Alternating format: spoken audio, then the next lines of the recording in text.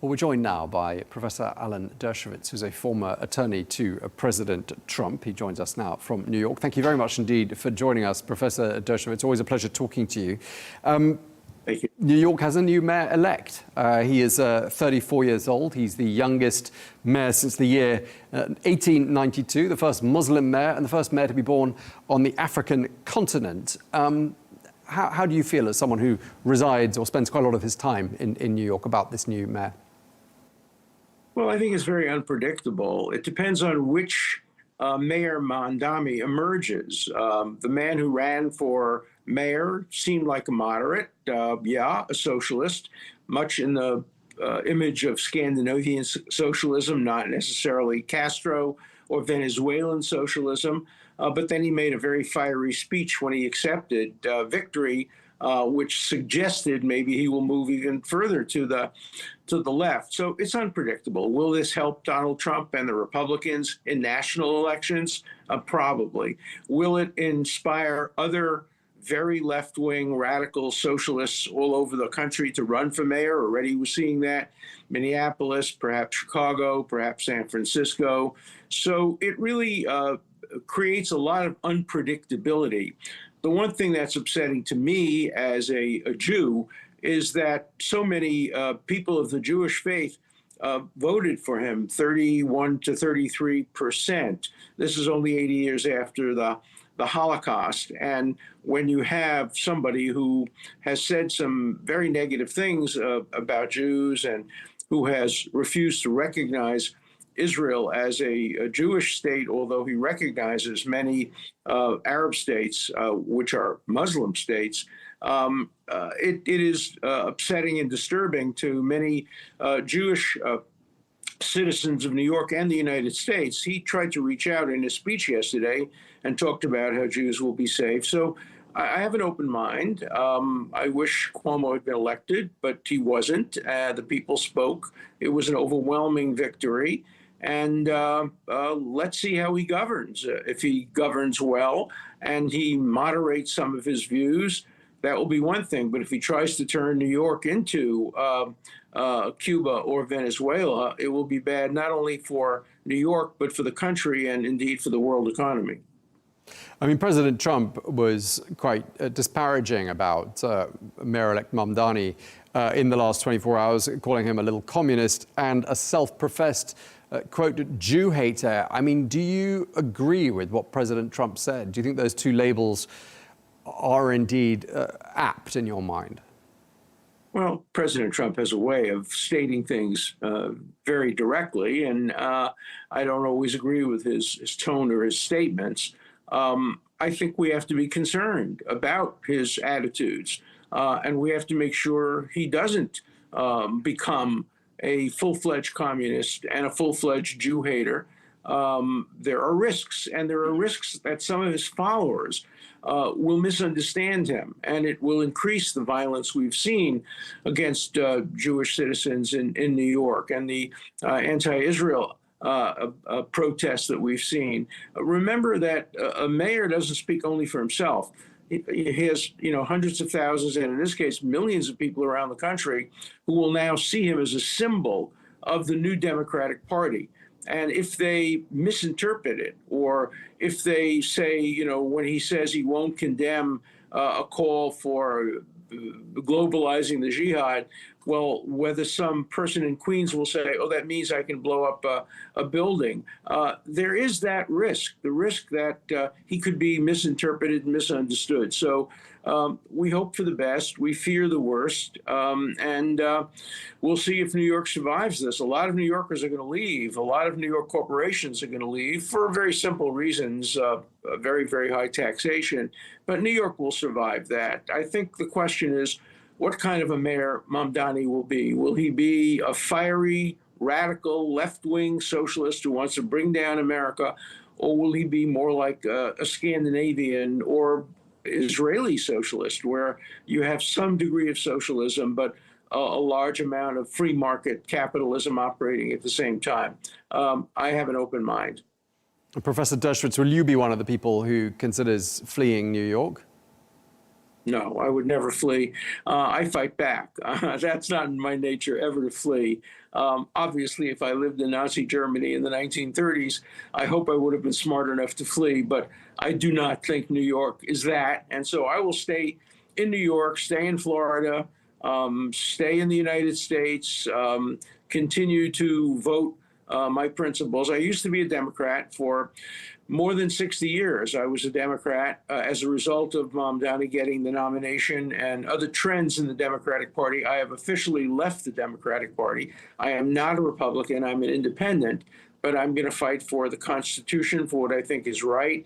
I'm going to stand up very strongly for Israel. I still wear my hostage pin, even though most the live hostages have been returned. Not all the dead hostages have been returned. I'm hoping for a two-state solution in the Middle East that will allow both the Israelis and the Palestinians to live good lives. So I'm an optimist. Okay.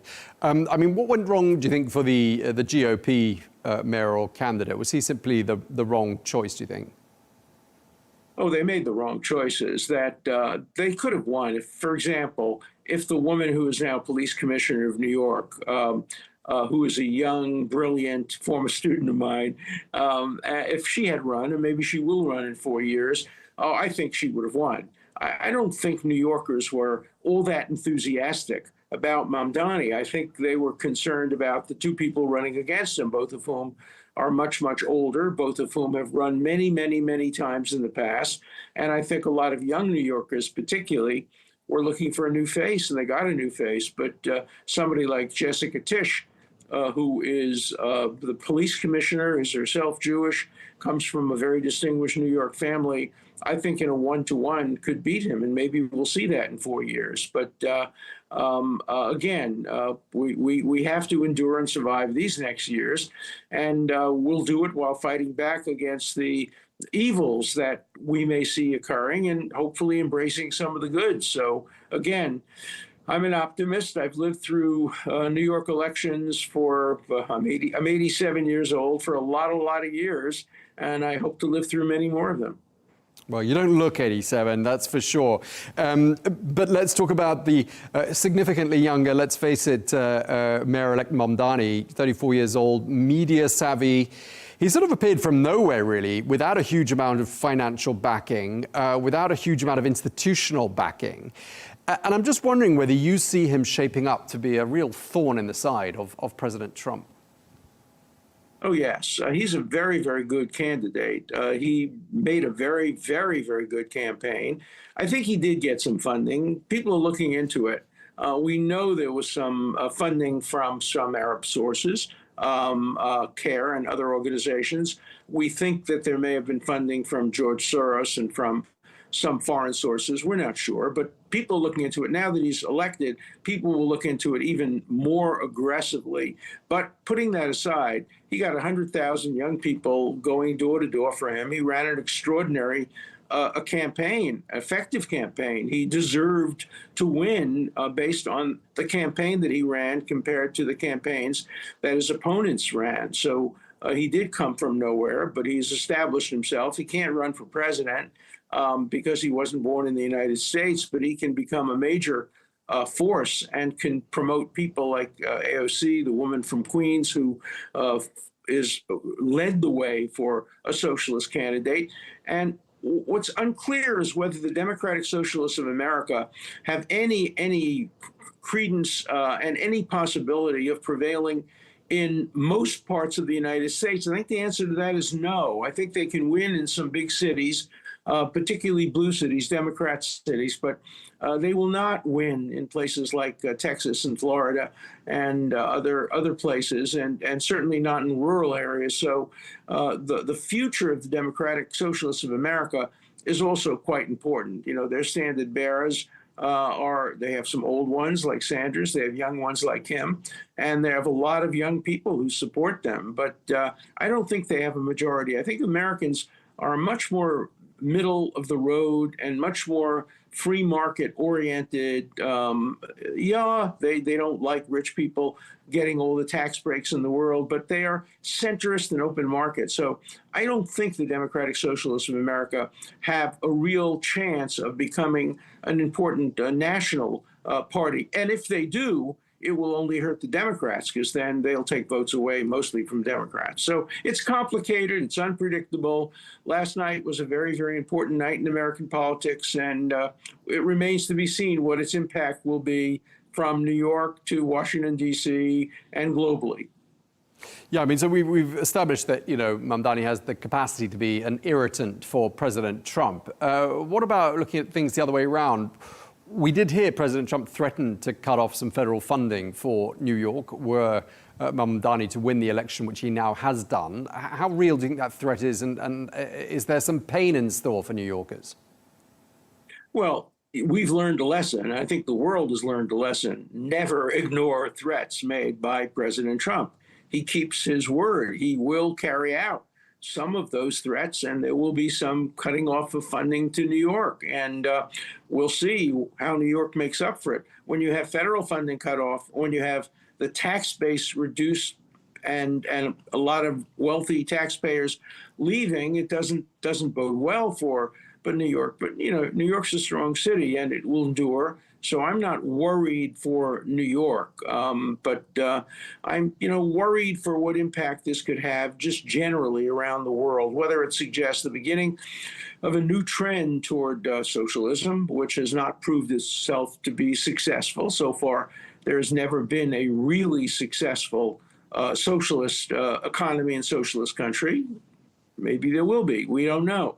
But there are risks. And I think the risks, I think Donald Trump and his Republican Party benefit from yesterday's election, because I think that in the midterms, he will run against the socialists, and the mainstream Democrats will try to run against socialism. And I think they will win in many parts of the country as a result of that. Right. So you seem to be saying that, in fact, Mamdani and people who think along his lines are actually going to split the Democratic Party even more than already has been split. And I just want to ask you, lastly, if you will, Professor Dershowitz, just before we wrap up, President Trump has given a bit of a post-mortem on what's happened the last 24 hours, not just in New York, but in the other electoral races that were held last night. He seemed to suggest that the government shutdown was a big factor in all of this. He also said his own name not being on any of the ballots was a big factor in all of this. What do you make of his arguments? I think it's very difficult to give one explanation for what happens nationally and in all the states. But I do think that typically when you have a president elected from one party during midterms, and this is not quite the midterm, this is just 1 year later, you see the minority party winning. And so we saw it in New Jersey, we saw it in Virginia, we've seen it in other parts of the country. And it just shows that a year from now, when we have a really major election to see who controls the House and who controls the Senate, I think it is utterly unpredictable. Unpredictable whether the name Trump will help or hurt. It will help some places, it will hurt other places. I think generally in most parts of the country it will help more than it hurt, because Trump did win the popular vote in last year, in addition to winning the electoral vote.